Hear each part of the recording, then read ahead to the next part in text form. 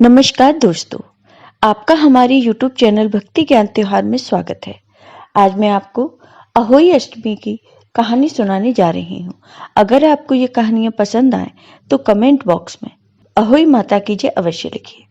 साथ ही अगर आप मेरे चैनल पर नए हैं तो मेरे चैनल को सब्सक्राइब कीजिए और बेल आइकॉन पर क्लिक जरूर कीजिए, जिससे हमारे वीडियो के नोटिफिकेशन आपको मिलते रहें। कार्तिक मास की अष्टमी को अहोई अष्टमी का व्रत किया जाता है।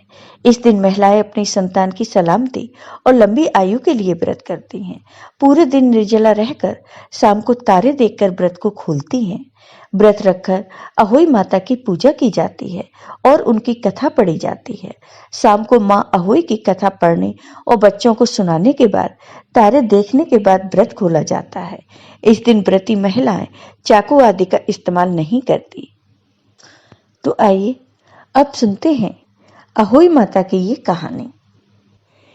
दंत कथा के अनुसार एक बार एक औरत अपने 7 पुत्रों के साथ एक गांव में रहती थी। एक दिन कार्तिक महीने में वह औरत मिट्टी खोदने के लिए जंगल में गई।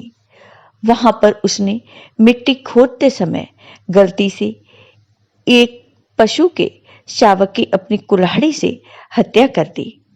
उस घटना के बाद उस औरत के 7 पुत्र एक के बाद एक मृत्यु को प्राप्त हो गए।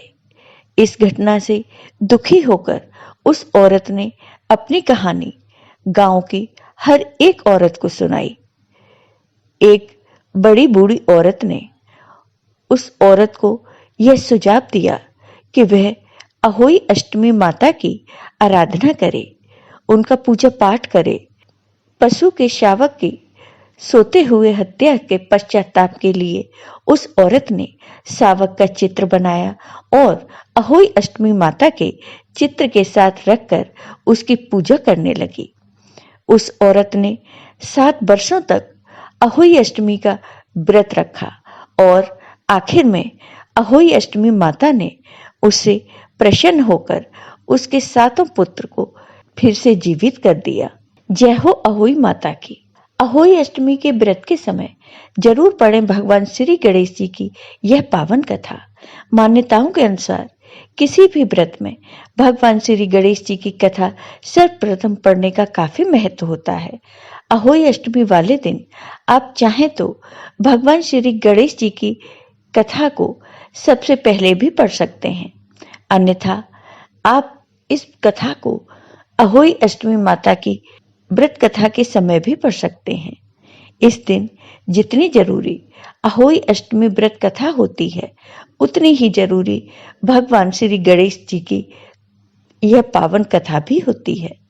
मान्यताओं के अनुसार भगवान श्री गणेश जी की कथा पढ़ने से किसी भी व्रत का पूरा फल प्राप्त होता है। तो आइए सुनते हैं भगवान गणेश की ये कथा। एक बार भगवान गणेश जी एक लड़के का वेश धारण कर एक नगर में घूमने निकले। उन्होंने अपने हाथ में चुटकी भर चावल और चुल्लू भर दूध ले लिया।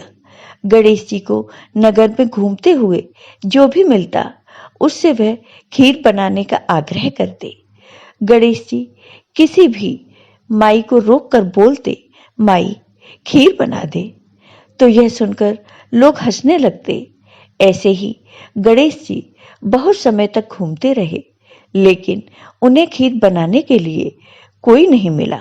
किसी ने उन्हें यह भी समझाया कि इतने से सामान से खीर कैसे बनेगी, पर गणेश जी को तो खीर बनवानी ही थी, इसलिए वह भी कोशिश करने में लगे रहे। अंत में एक गरीब बूढ़ी माई ने उन्हें कहा, बेटा चल मेरे साथ, मैं तुझे खीर बनाकर खिलाऊंगी। भगवान श्री गणेश जी उन बूढ़ी माई के साथ चले गए। बूढ़ी माँ ने उससे चावल और दूध लेकर एक बर्तन में उबलने चढ़ा दिया। कुछ देर बाद दूध में ऐसा उफान आया कि बर्तन छोटा पड़ने लगा। बूढ़ी माई को बहुत आश्चर्य हुआ, लेकिन उनको कुछ समझ नहीं आया। फिर बूढ़ी माँ ने घर का सबसे बड़ा बर्तन रखा, वह भी पूरा भर गया। खीर लगातार बढ़ती ही जा रही थी। खीर की खुशबू भी धीरे धीरे चारों तरफ फैल रही थी। खीर की मीठी मीठी खुशबू के कारण बूढ़ी माई की बहू के मुंह में पानी आ गया।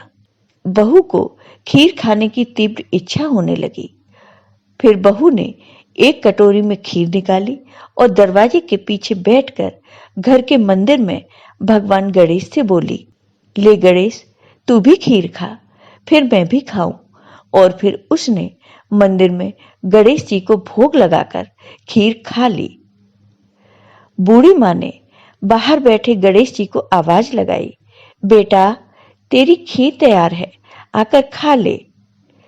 तब भगवान गणेश जी बोले, माई, तेरी बहू ने भोग लगा दिया, मेरा तो पेट भर गया, अब खीर तुम गांव वालों को खिला दो। बूढ़ी माई जब गांव वालों को निमंत्रण देने गई तो सब उस बूढ़ी माई पर हंसने लगे और कहने लगे कि माई, तेरे पास खुद तो खाने के लिए कुछ है नहीं, तुम हमें क्या खिलाओगी। फिर भी लोग बूढ़ी माई के आग्रह करने पर सब उसके घर खीर खाने गए। बूढ़ी माई ने सबको पेट भर खीर खिलाई। ऐसी स्वादिष्ट खीर किसी ने आज तक नहीं खाई थी।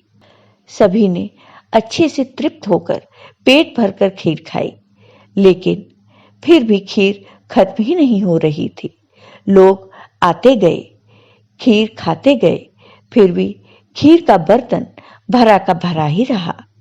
इसके बाद भगवान गणेश जी बूढ़ी माँ के घर खीर का भंडार भरकर वहां से चले गए और बूढ़ी माई को खूब आशीर्वाद दे गए। अब बूढ़ी माँ बहुत ही खुश रहने लगे। उनके घर किसी प्रकार की कोई कमी नहीं थी।